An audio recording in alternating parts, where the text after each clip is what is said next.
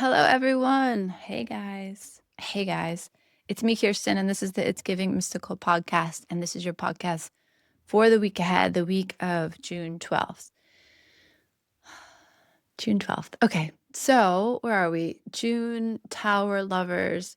Listen, we're going to talk about this all month. There's just a lot of energy, a lot of energy. And it's like, yes, there's a lot happening around everyone, but it's like a ground energy. It's this bubbling, crackling, transformative energy in the ground itself. And it can feel a little bit destabilizing. Tower energy is always going to feel a little destabilizing.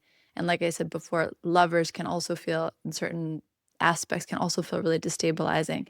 So we kind of have this 2 steps forward, 1 step back, and then this idea of holding more than you have. And I was talking about one of my daughters, and she just actually both my daughters have been so emotional. But one of my daughters is going through a pretty big transition this month, and watching her is just a masterclass in empathy for myself and for everyone else.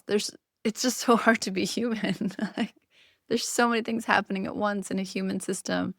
And there's what, 8 billion of us? There's like 8 billion of us trying to navigate these whole cosmos in our own system and feeling all of the beauty of the moment and all of the tenderness of the moment. And this death week, this past week, I felt like it was a good one. I hope it was a good one for you too. I hope the death card felt less like a dramatic ending and more like a clearing away of the delusion, the confusion, mm, the things that, we're just very capable creatures at making sense, even when things don't make sense. And so the image of this house of cards is a really interesting one because it's like, okay, I constructed this for a reason. It took time and patience to set this up just so. And even though I knew it was built unsustainably, even though I knew it wasn't going to survive a good wind, there was something in that process of construction that was teaching me, that I was working with, that I was processing something, working something out in. And this week, watching it collapse, I hope, felt less like oh my God, this thing that I was relying on collapsing, and more like, okay, that process is done. Whatever I was trying to work out, whatever I was trying to figure out by assembling those paper structures, it's complete now. And this idea of hunger keeps coming back, like hungry for something more substantial. This might have satiated you for a little while. It might have kept you busy or occupied, or again, helped you process something, helped you work something out. But what you're seeking is something realer, something truer, this green shoot, this something with more sustenance, more vitality. And every time I see it, it's not like a baby shoot coming through. It's like it looks like a peony shoot. Do you know what I'm talking about? How they're red when they first poke through the surface. This one's green, but it's like thick. It's substantial.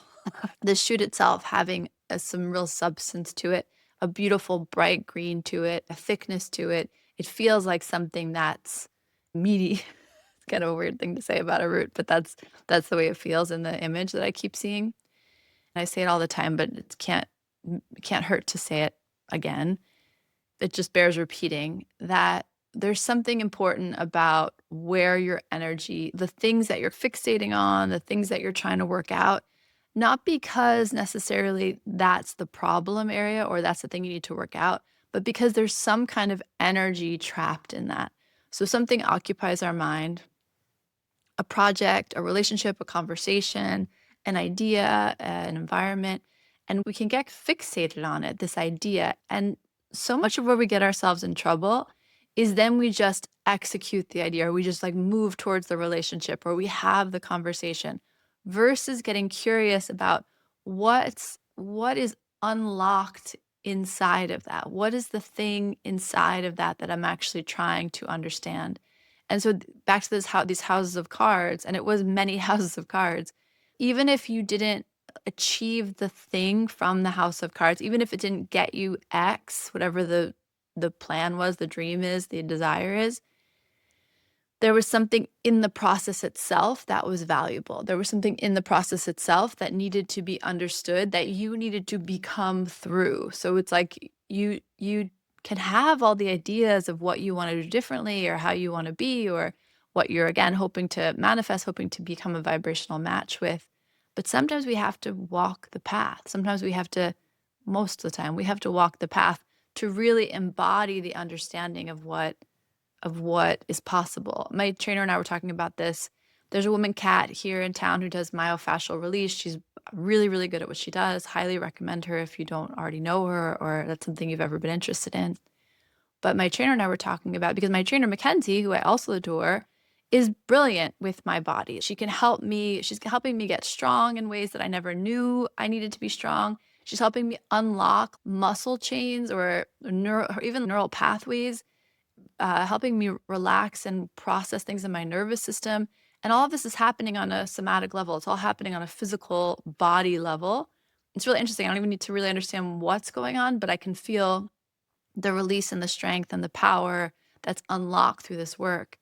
And Mackenzie does that for me. But then Kat did that for Mackenzie. And Mackenzie was like, because we were talking about it, and she was like, oh, I didn't even realize X. And I was like, isn't it interesting how we can do our work all day long and be so dedicated to something and so passionate about something, but it often takes an outside perspective, or it often takes moving, like building a house of cards, like working something out to get to a place where you can actually come around the other side and see clearly. And that's why I'm a huge advocate of women and men working with men for sure, co-ed communities for sure, but women working with women. There's something about finding women you trust who can look at you and say, I see this. This is also possible, because we just don't know what we don't know. And we need way showers, and we need wisdom keepers, and we need medicine women, however they bring their medicine, to sit with us and say, I see more for you. I see what's possible in this aspect, this dimension of your life. There's something about that, this death energy that is working with that is offering that up. So whatever fell apart this past week, whatever redirected this past week, aho to that was valuable. That way of moving, operating, building, creating was valuable. And now I'm looking for something hardier. That's like the energy. Okay, so the card I pulled for us this week is the 9 of Wands, the Wounded Warrior card. I wasn't thrilled to see it. I was like, oh, this feels a little heavy, a little exhausting. But I guess what I want to say is it's okay if you're tired this week. It's okay if there's a little bit of a fatigue, a calm down. There's so much energy moving through the system, and things are different than they were. And it's totally valid if there's a part of you that's fatigued. It's completely valid if there's a part of you that's like, I don't know if I can trust this new shoot. I don't know if I can trust this new way of moving, way of being, this new knowledge about myself or the world. It's okay. So that the opportunity is to again reorient with the Wounded Warrior, not as I have to be hypervigilant and I don't even know what's going to come down the pike and I'm ready for the next battle, to this sense of, you know what? I know who the fuck I am. I have gotten here, survived all the days so far, like survived all the days so far by, the grace of God, by my own resilience and my own fortitude and my own creativity, by my community, by having strong people around me. And those things won't fail me now.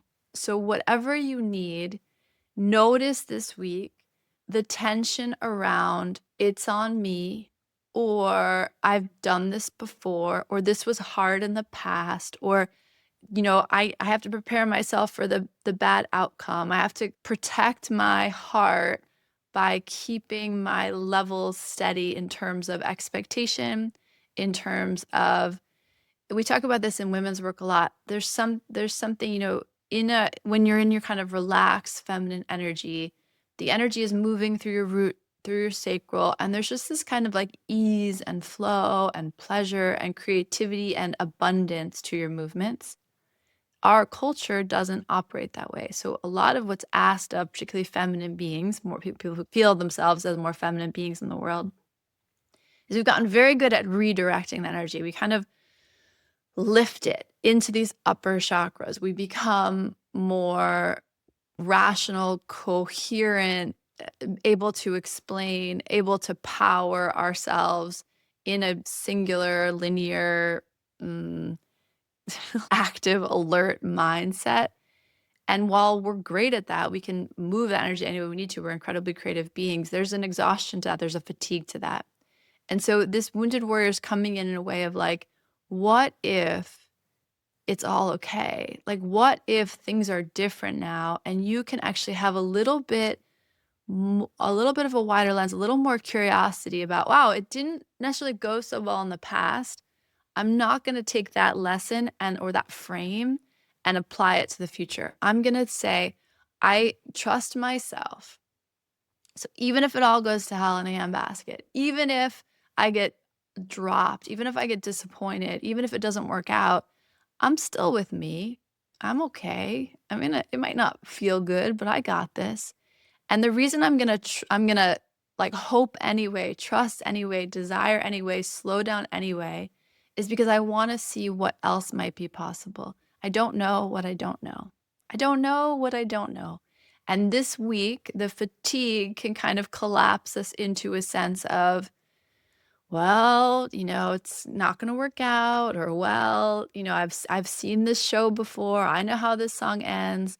And there's a little bit of an opportunity of like, do you? And what else? And what if it's different now? And how does the world show up differently now? And most importantly, what if it's not a battle anymore? What if there's some dimension of your life where it's actually meant to kind of unlock and move into ease? And what would that look like? I pulled some supporting cards because honestly, I pulled this card and I was like, dude, nobody wants a wounded warrior. Like, ixnay on the wounded warrior. And everything I got spoke to community and celebration and collaboration and co-creation. So I do think that there's something about the contrast between the rote, the